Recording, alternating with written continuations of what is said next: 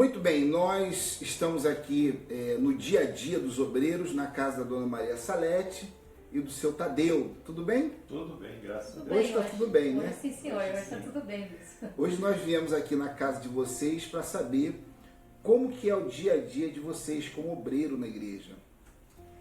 Bom, eu vou falar por mim, né? Meu dia, bispo, meu dia a dia como obreira é assim, a minha vida é bastante puxada, né? Eu ajudo a cuidar da casa, da família, e aí eu levanto tipo assim, 7, 8 horas da manhã, já estou indo para minha clínica, eu tenho uma clínica estética, né? Então eu trabalho nessa clínica, meio-dia, às vezes eu chego, venho almoçar em casa, outras vezes eu nem venho almoçar em casa, eu já fico lá mesmo, almoço por lá e toco o trabalho até umas 5h30, 6 horas da tarde, né? E aí depois então venho para casa, me arrumo e vou para a igreja. A gente volta, domingo de manhã a gente se prepara já à noite para que domingo de manhã vamos para a igreja, se arrumamos para o nosso uniforme e vamos para a igreja, né, para ajudar as pessoas e buscar o Espírito Santo, se fortalecer, né? E o seu Tadeu, como é que é o dia a dia do senhor? Também bastante corrido também, bastante tarefas do dia a dia, né? A gente tem uma rede de lojas e eu trabalho, minha função hoje, a administração eu passei para os filhos, mas o meu trabalho hoje é sempre abastecendo as lojas, sempre puxando uma coisa e outra, né? E também em casa, a gente tem uma chácara grande que eu mesmo que dou assistência em casa, então é bastante corrido, mas sempre deixando o tempo da igreja livre, que isso aí é o sagrado nosso, né? Então isso aí a gente é sem desculpa, né? Esse é o nosso compromisso. A senhora tem quanto tempo de obreira? Eu tenho 24 anos de obreira já, bispo. E o senhor, seu Tadeu? 23. Eu entrei logo em seguida que ela foi levantada do berço, fui também. E como é que vocês chegaram? Chegaram casados na igreja? Como é que foi? Não, senhor bispo, aí é que está a diferença, porque eu cheguei primeiro, né? Primeiro a minha filha foi para a igreja com problema de saúde bastante alterado, né? E aí logo também eu fui. E aí nós estávamos separados nessa época, havíamos perdido tudo que tínhamos também. Ele estava de favor, eu pagando aluguel, né? Nós temos 3 filhos e a nossa separação foi judicialmente. A gente estava assim separado, achando que não tinha mais solução, achava que não tinha mais saída. Não, para mim, eu pensava assim, tudo é possível na minha vida, porque eu tinha problema financeiro, tinha problema de saúde, eu não dormia, eu tinha depressão, eu tinha uma angústia, um desespero dentro de mim muito, muito grande, né? Também estava doente com várias infecções urinárias, problemas de rins, né? E outros problemas de saúde que eu tinha. E a separação foi devido ao quê? A separação nossa veio quando a gente teve uns 13, 14 anos de casamento. Nosso casamento, na verdade, já vinha se arrastando com muito problema. Brigas e muitas coisas acarretou. Problemas de miséria e... Chegaram então na igreja nessa situação? Separados judicialmente, sim. Primeiro eu, né? E a minha filha, que foi primeiro eu e depois ele. Aí então depois de um tempo, eu fui fazendo as correntes, eu fui buscando, até um dia o pastor pregando, o homem de Deus pregando a palavra, e aí Deus falou comigo. E eu achava assim, meu casamento não é comigo que ele fala, acho que não é, porque o meu casamento não tem mais volta, não tem mais jeito, isso aqui não tem mais condições, mas Deus falou forte no meu coração, e eu peguei e fiz um voto com Deus, falei, Senhor, se o meu casamento foi desfeito por algum motivo espiritual do mal, eu quero que o Senhor me ajude, que o Senhor faça eu voltar, porque, bispo, eu não gostava mais dele. E acabei fazendo um voto com Deus pelo meu casamento. Bispo, na mesma hora Deus me respondeu, foi maravilhoso. E aí, tipo assim, eu não gostava mais dele, eu não queria saber dele. Se por acaso uma pessoa chegasse para falar comigo, mas o Tadeu é gente boa, o Tadeu é legal, um homem bonito e tal. Não, eu não quero saber, vai perder a amiga, porque eu não quero tocar nesse assunto. Aí o que aconteceu? Deus limpou o meu coração, Deus pôs no meu coração o amor de volta.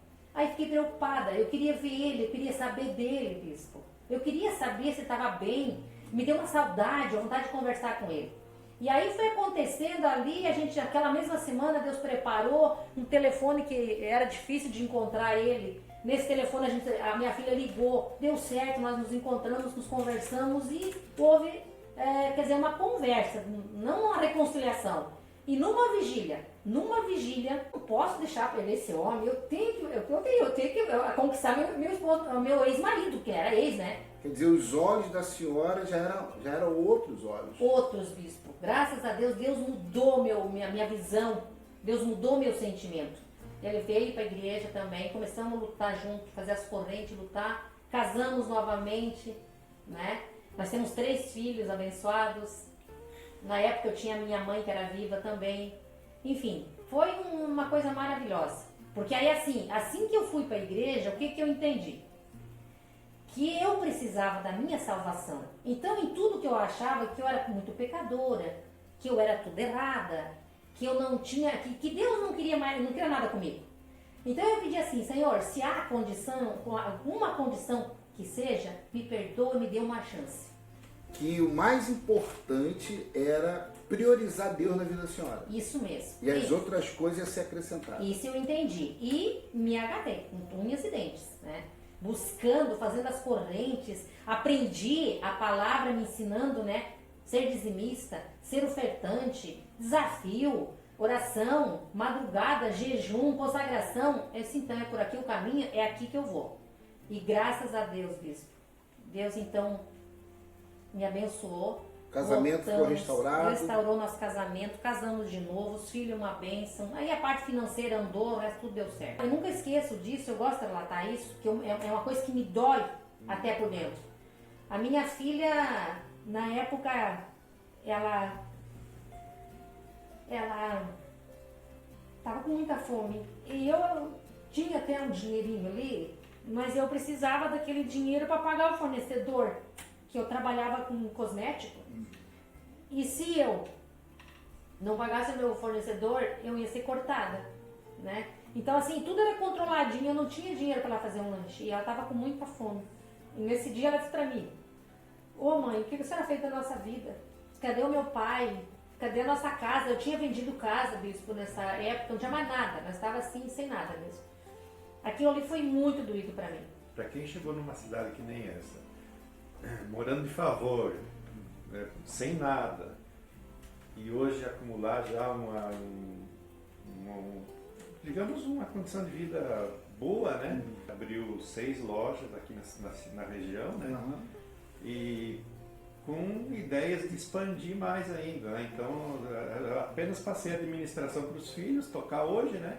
Mas o nosso projeto é grande, é grandioso, e foi Deus que colocou no nosso coração, né? E deu certo e continua dando certo. Então, a nossa intenção é expandir e crescer muito mais ainda, né? Houve uma mudança total, então. Com certeza. Deixa eu perguntar a vocês, nesses 24 anos de obreiro, 23 anos de obreiro, vocês tiveram desertos na vida de vocês?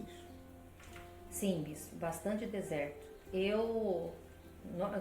Todos nós, né? Mas assim, eu tive um deserto bastante grande também, entre outros, né? Mas assim, foi a minha família, né? Meus irmãos, quando na época eu fui para a igreja, eles se revoltaram muito, a perseguição era grande, tipo assim, não dava para falar no meu nome ou na casa deles, coisa parecida, que era formato para briga, era situação já para briga, né? E o meu irmão ficou muito chateado, um deles, entre eles, os outros que eu tenho, mais um, ele ficou tão revoltado que ele comprou um revólver para nos matar, tanto eu quanto meu esposo, né? E ele dizia que não, porque ele não aceitava nós na Igreja Universal. Podia até ir em outra igreja, mas na Igreja Universal não. Então assim, foi muita luta. Ele perseguia você? Perseguia, e aí eu lutava, eu orava por ele. Vocês nunca desistiram? Não, inclusive esse meu irmão depois, nós ganhamos ele para Jesus. Uma situação não muito boa, mas ele acabou vindo pra gente, ficou junto com a gente até na nossa casa. Nós demos ajuda para ele, enfim, foi uma bênção, se converteu. Vocês são pessoas do altar? Com certeza, sempre no altar. Nunca saiu do altar? Nunca saímos do altar. Desde que a gente conheceu, nunca saímos. E jamais, enquanto tiver vida, vai ser assim. E foi o altar que deu tudo isso para vocês? Foi o altar, bispo. Diante do altar, nossa vida depositada ali, firme na fé, nos propósitos, não ficamos para trás de jeito nenhum, não aceito, não existe coisa mais preciosa. E eu vejo assim, é nesse momento a maior oportunidade que a gente tem para que vença as dificuldades. Vocês estão segurando aí o quadro da família, né? Sim, senhor. Esse daqui, esse quadro tem quem? Aqui nós temos o nosso genro, né, que é o pastor Edilson, né? Aham. A minha filha, nossa filha, que é a Joselaine. E aqui eles com a gente novamente, com a minha mãezinha e o meu esposo. Aqui já temos Aí é- o... Aqui a Giza e o Márcio, a outra filha, né, e o genro também, né? Então é o quadro da família, né? É, Tá faltando um filho faltou um aí, filho né? aqui, na Tá verdade. faltando quem? O Diego. O Diego. Diego, desculpa não achar a tua foto aqui. Mas a gente tá lembrando de você também. Com certeza, muito amor e carinho, ele é muito amado, muito querido. Então tá aqui a família de vocês na presença de Deus, uma família unida, e eu tenho certeza que o mesmo vai acontecer também na família de todos vocês.